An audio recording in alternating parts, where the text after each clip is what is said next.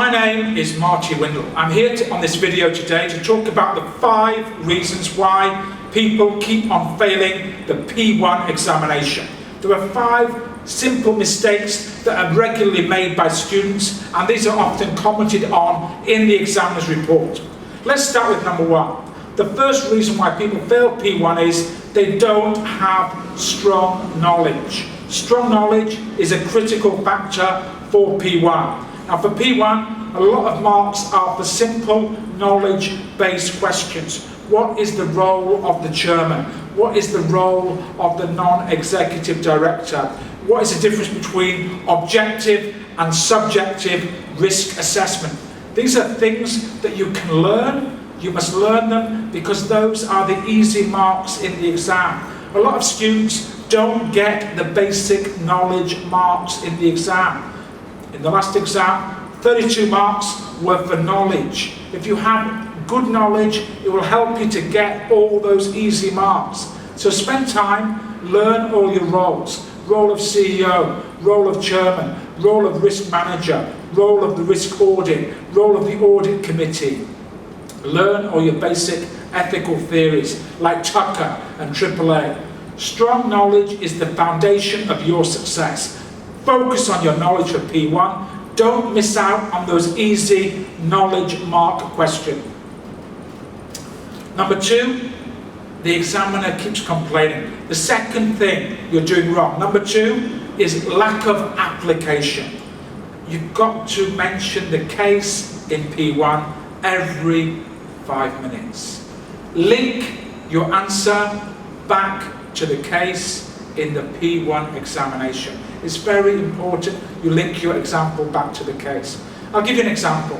In one question, they asked you to criticize the performance of Amy Sang, who was an accountant. Straight away, you're going to go for your knowledge. You must know your knowledge, your 5 key elements of ACCA, IFAC, professional ethics. But what the examiner wanted you to do was to apply those to Amy, not just write down the 5 principles of ACCA professional ethics. It's not just knowledge, you must also combine your knowledge with application.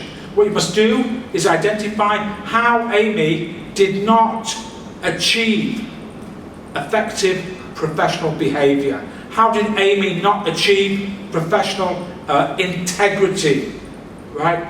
You must apply to the case. Every time the examiner complains, especially on the big case study, people are doing answers without mentioning the case. The exam is use the examples in the exam and focus on the case.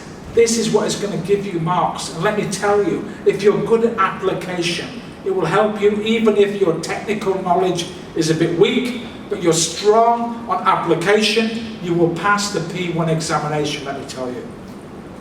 Next thing is not understanding the verbs. The examiner is very fussy. He's very particular on the verbs, so you must be strong on the verbs. In one exam, the examiner wrote down, explain the objectives of an internal control system. One student just wrote down 10 words. Everything he wrote was correct, but he failed the question because the examiner said, explain. Explain means explain in 2 sentences, give an example. Don't make your answer too short. The examiner does not want shopping list. You cannot write 4-word answer for P1 and expect to get marks. Write your answer in paragraphs, strong paragraphs, 3 to 4 sentences. Don't make your answer too short, otherwise you're getting the right point, but you're only going to be scoring half a mark in the examination.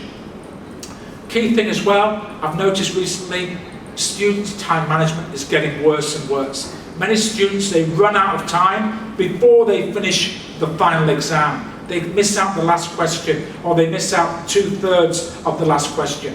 This is a very bad strategy, but a very easy way to fail the exam. One tip I'll give you, if a question is 25 marks, it's 45 minutes. At the start of the exam, in your reading time, write down 10-mark question times by 1.8, 18 minutes. Write for 18 minutes on that part, and then move on to the next part. It's 10 marks, write for another 18 minutes on that part.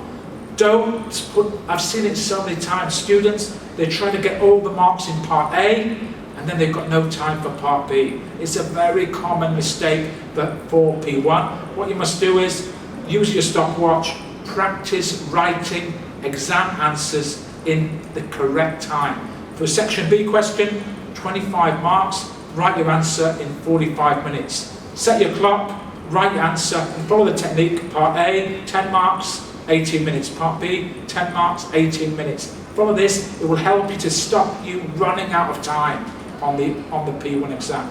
And finally, number 5 is professional marks. People always fail because they're not strong on professional mark questions. There are about 10 formats: letter, memo, report, press release, speech, voluntary disclosure in the company accounts. Learn the formats. Make sure you're very clear on all the different formats the examiner has used. He's even asked you to write an article.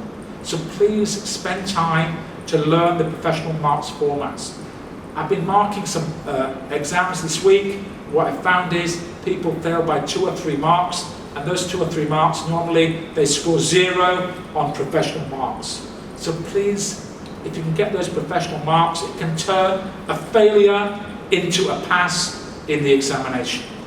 Now, if you want any more information, we're all focused on revision. Revision's coming up soon, so please contact the FTMS, look at the FTMS website, see where I'm doing revision. It's in Malaysia, Singapore, Vietnam, and come to attend my revision course. If you need more help, please look at my Facebook page, Marty Windle Lecturer. There's details provided in this video of the FTMS website and the Facebook page.